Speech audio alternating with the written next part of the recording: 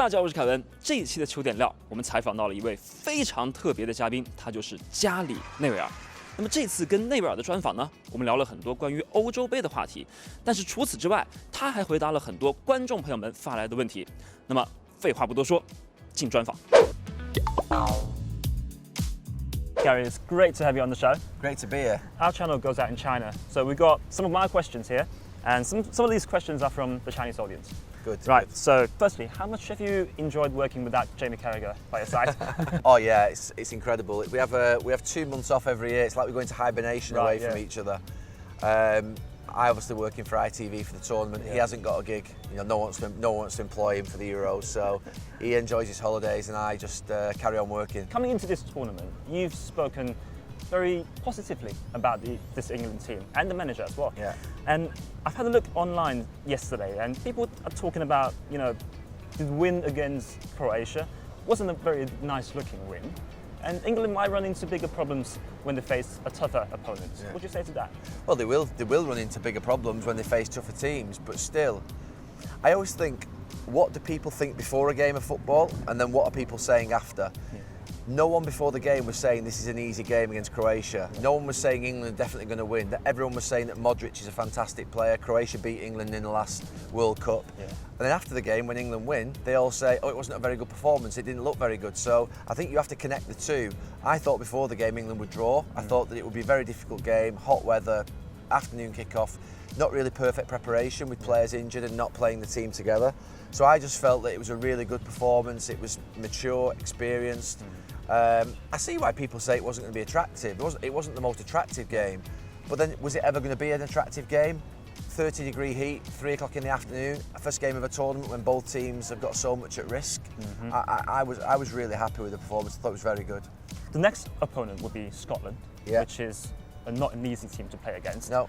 And especially with the rivalry here. Yeah. And so from your experience, what can we expect from that game? Huge rivalry.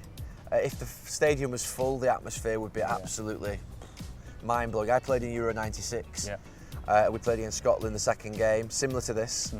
And there were 85, 90,000 people in the stadium, and it was wild. It was absolutely fantastic. 10, 15,000 Scotland fans.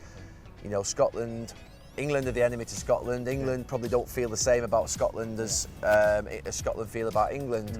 But I think Scotland have got some good players. They've got a few players again who are playing for Liverpool, for Manchester United, for Aston Villa, for good clubs in the Premier League. So that's better for them than they have been in the last few years. And I think it'll be a tough game. I think England are far better. England have got better players, better squad, but Scotland are awkward.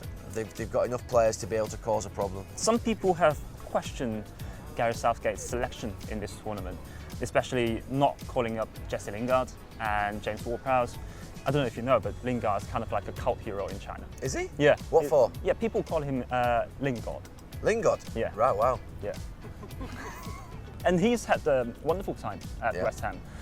Would you have liked to see him play in the Euros? No, I mean, you're telling me something that I didn't know about Jesse Lingard's appreciation in China. Obviously, he plays for Manchester United, so I'm aware that Manchester United are a big club, but I don't think anybody watching Jesse Lingard in this last 18 months will think it's a surprise he's not in the squad. Yeah. He did very well at West Ham when he went on loan, had a very good finish to the season, but he's not better than Foden, Sancho, Kane, Sterling, Grealish, Mount, Calvert-Lewin. All these players are fantastic players who've had very good last 2 or 3 years for England. Jesse Lingard's a good player, but that doesn't necessarily mean you'll get into the England squad. So it's not as big a shock over here that Jesse Lingard's not been in the squad. Obviously a big shock in China if he's known as a god. Yes. But no, that wouldn't be as big a shock over here in England. We've had a lot of people asking about this, so people are curious. So when you play in the national team, you play with people from your rival clubs. Yes. How does that work in the camp? So when you were playing for England, did you hang out with the Liverpool guys, Arsenal guys? Never. No, really? We had too much rivalry. We never hung out with them. We're professional. Yeah. You know, on the pitch. But I do think spirit was a problem because we did have this great rivalry, this sort of tension that always existed. Whereas now with the England team, they're so much closer. They're knitted together. They've played together from under 21s, under 18s.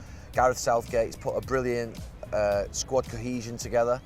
I think they do get on better than we did, and it's something I regret actually. Yeah. I think we should have made sure that when we went away with England, clubs didn't exist. I don't think it was always like that. We always carried Manchester United, Liverpool players carried Liverpool, Chelsea players carried Chelsea, and we shouldn't have done that. We should have forgotten about everything and made it just about England. Whereas now I think they do that with the England team. I think they're very good. Yeah. Did you just hang out with the Man United guys then? Yeah, because they were my best friends. You know, David Beckham, Paul Scholes, Nicky Butt, my brother. We'd known each other since we were 12. And then we're playing with England, we're going to hang out with each other. I didn't know Robbie Fowler or Jamie Carragher or Steven Gerrard or Steve McManaman. So they were all friends and we were friends. So we would sit differently, we would, you know, socialise differently.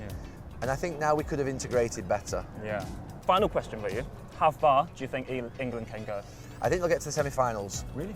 Well, they've got one problem. Yeah. That if they finish top of the group, they play Portugal, France or Germany. I think they can beat Portugal. I think they can beat Germany. But that will be 50-50. But I think if it's France, they've got a problem. I think France will win the tournament. But I think England, I'm going to say semi-finals, but they've got that very difficult route through if they finish top of the group. So there are some difficulties. They've got a challenging, you know, pathway to the final. Yeah. Okay. Thank you very much. Gary. Thank you. Thank you for your time. Thank you. OK， 那么这一期令人难忘的专访就到这里了。下一期视频，我们将在温布利球场采访英格兰和苏格兰的球迷。你们各位有没有什么想问这两队球迷的问题呢？在评论区里面告诉我们，别忘了点赞、转发、关注我们。下期再见。